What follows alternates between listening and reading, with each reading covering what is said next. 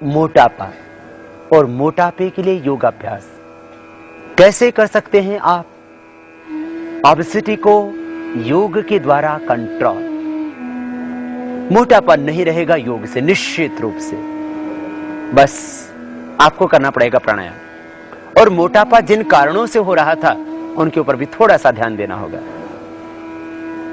मोटापे का मुख्य कारण है शारीरिक श्रम का अभाव। इसलिए थोड़ी श्रमशीलता लाएं जीवन में। थोड़ी देर प्राणायाम करना प्रारंभ करें पहले, फिर धीरे धीरे अभ्यास आपका बढ़ेगा तो आप और अधिक लंबे समय तक कर सकेंगे। श्रमशीलता का अभाव, शारीरिक श्रम का अभाव एक मुख्य कारण मोटापा। कुछ लोगों को वंशानुगत भी होता है तो कुछ लोगों को थायराइड के कारण से।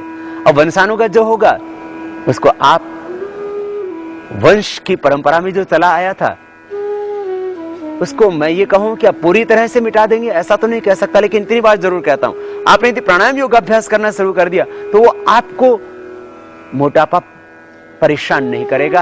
अर्थात योगाभ्यास प्रारंभ से ही आपने करना शुरू कर दिया तो वंशानुगत रूप से होने वाला मोटापा आपको ज्यादा बाधित नहीं करेगा।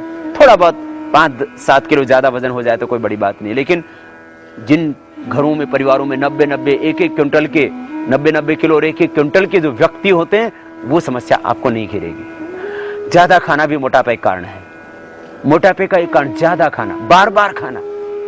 भूख से कम खाएं हमेशा आप। सुबह उठ करके पानी जरूर पिएं आप, और खाने के 1 घंटे बाद पानी पिएं। मीठे का प्रयोग ज्यादा ना करें आप।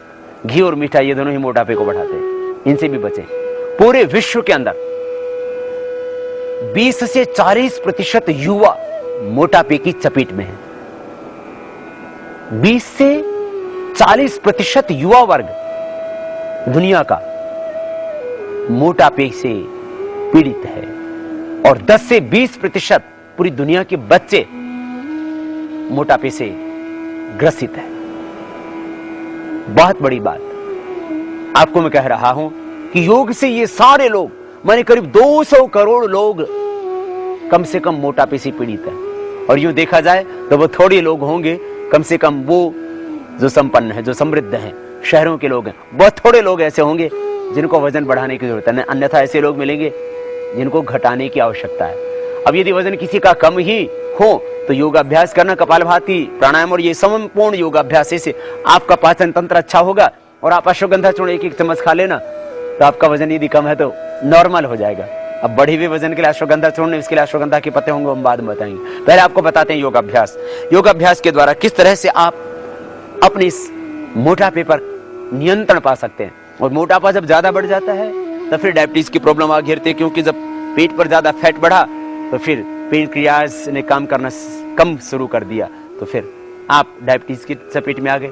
मोटापा जब बढ़ा तो फिर घुटनों पर ओवरलोड हुआ।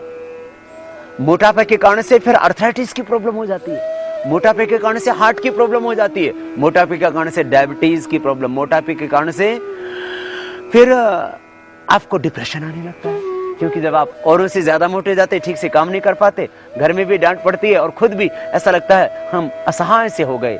आत्मनिर्भरता आएगी प्राणायाम से, योग से, तो मोटापा भी दूर होगा। मोटापे के कारण से होने वाली समस्याओं से भी छुटकारा मिलेगा जब मोटापा ही दूर हो जाएगा।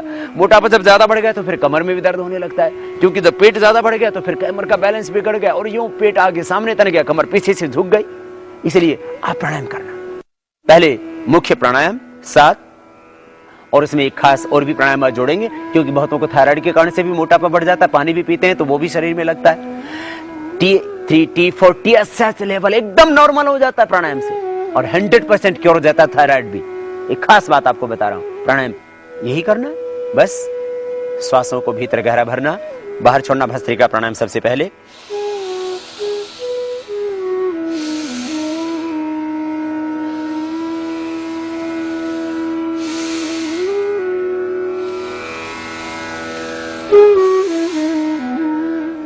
आपको यदि मोटापा ही खास है तो आप श्वासों को बाहर छोड़ते हुए बस ये विचार करना मोटापा बाहर निकल रहा है। श्वासों को भरते समय विचार करना कि दिव्यता भीतर उतर रही है।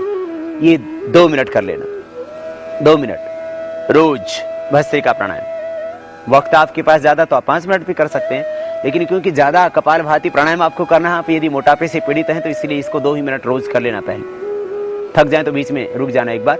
भस्त्रिका प्राणायाम, सांसों को भीतर फेफड़ों में गहरा भरना, छोड़ देना।